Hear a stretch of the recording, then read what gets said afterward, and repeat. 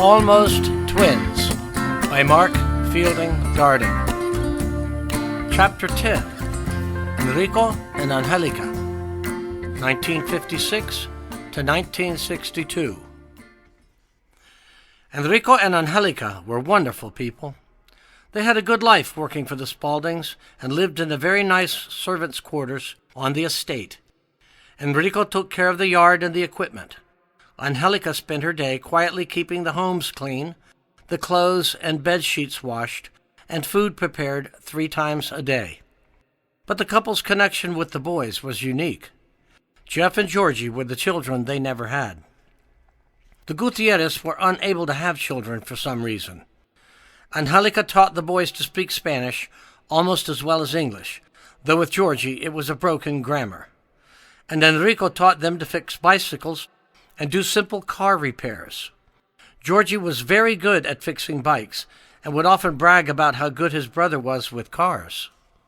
One day, Enrico heard Georgie yelling from the back of the property and came running to see what the ruckus was all about.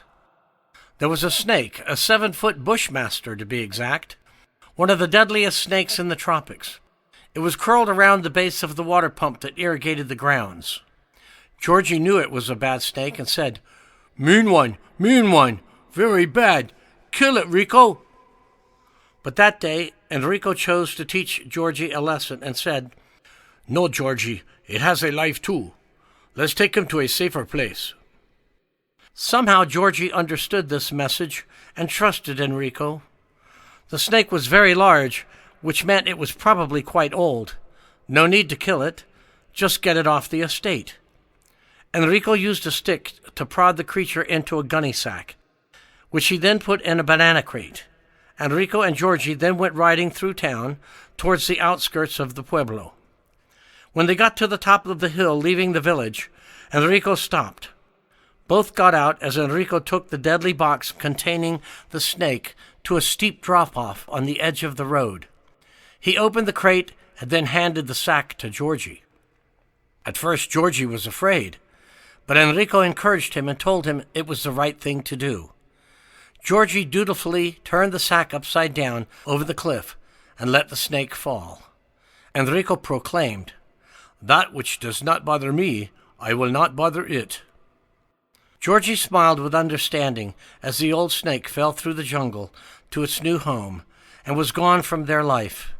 It was a scene Georgie would often replay in his mind as he grew older. A good lesson was learned that day. Geoffe was also loved by the Spanish couple. He was considerate and always cleaned his room so that Angelica would not have to see his dirty laundry or make his bed. He would even clean Georgie's side of the room every morning before going downstairs for breakfast.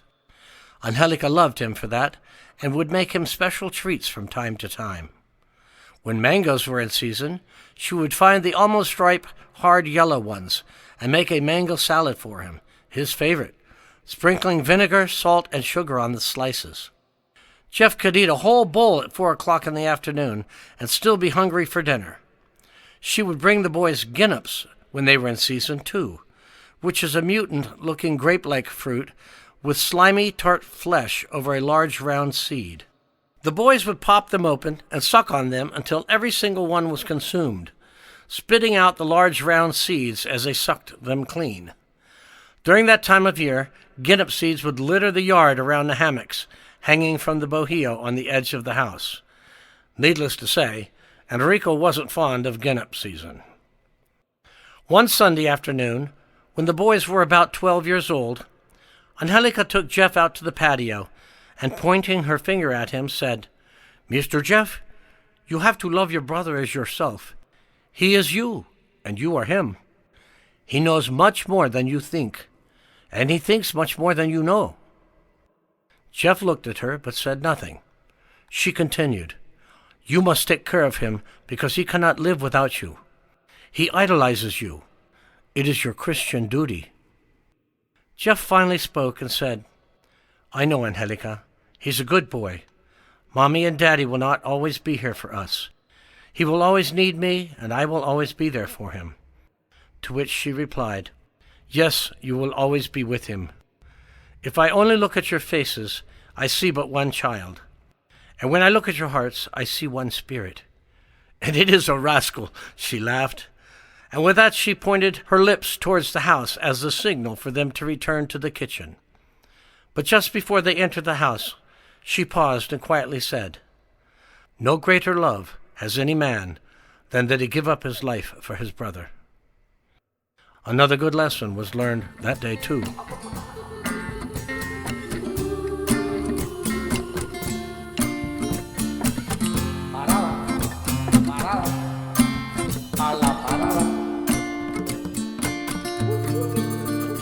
Chapter 11. Up next.